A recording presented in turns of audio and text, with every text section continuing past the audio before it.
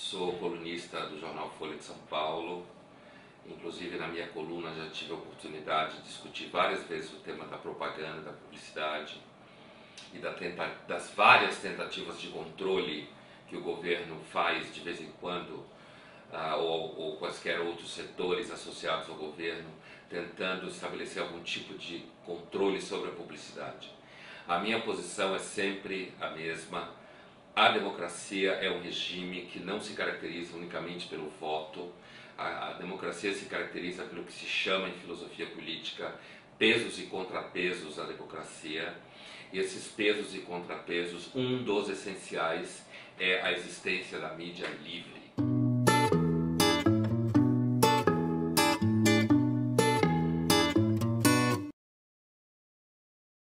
No caso da publicidade infantil especificamente, assim como de qualquer outro tipo de publicidade, eu continuo pensando que qualquer forma de regulamentação deve ficar a cargo da sociedade civil, do mercado, das agências de publicidade, dos anunciantes, porque aí você tem na realidade você tem uma espécie de grande assembleia de pessoas que entendem do assunto. Outra coisa importante é acabar com essa história de achar que o publicitário é um bandido ou um parente próximo do bandido que faz publicidade porque quer destruir o mundo.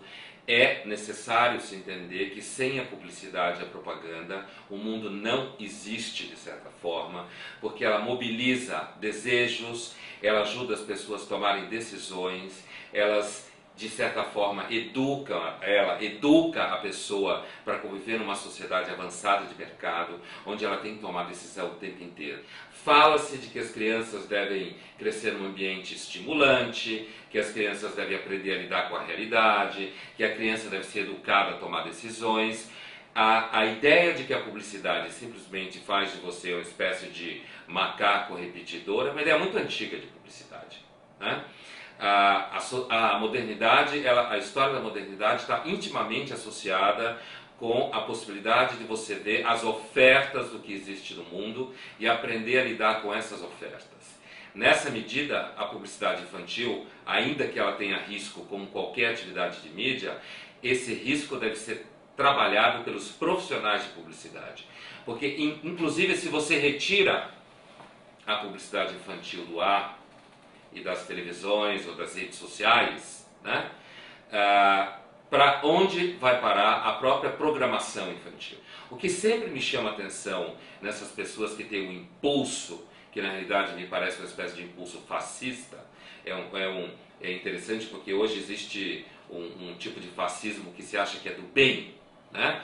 Controlar as crianças e as pessoas para fazer com que elas sejam do jeito que essas 3 ou 4 pessoas acham que elas devem ser. Quer dizer, a publicidade e a propaganda, ela instrumentaliza, ela manipula toda uma gama de capital, de trabalho, de pensamento, de reflexão sobre a sociedade, sobre os hábitos, sobre os costumes, e eu vejo a tentativa de tirar a publicidade infantil do ar simplesmente como uma forma de proibir brinquedo. Ou então aquele tipo de dizer que a gente só vai fazer brinquedo educacional, que normalmente corre-se o risco de fazer brinquedo chato, que a criança não gosta. Então eu sou radicalmente contra qualquer lei que tente retirar a publicidade infantil do ar, ou qualquer outro tipo de publicidade, e acho que isso deve ser, refletir sobre a publicidade deve ser objeto dos especialistas no assunto.